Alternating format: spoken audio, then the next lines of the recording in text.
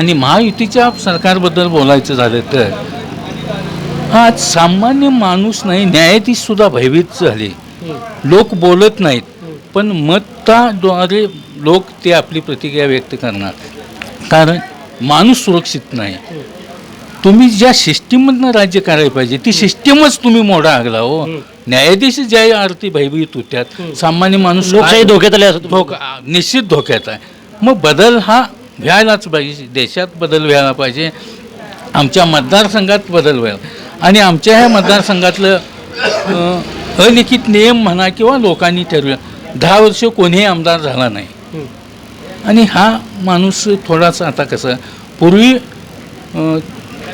Clear होता, म्हणजे कोरी पाठी होती म्हणून लोकांनी निवडून दिला. पण 10 वर्षे झाल्यानंतर लोकांच्या मनात KP पाटलांच्या बद्दल सहानुभूती आहे. नवनवीन अपडेट्ससाठी डिजिटल कोल्हापूर चॅनेल फॉलो करा.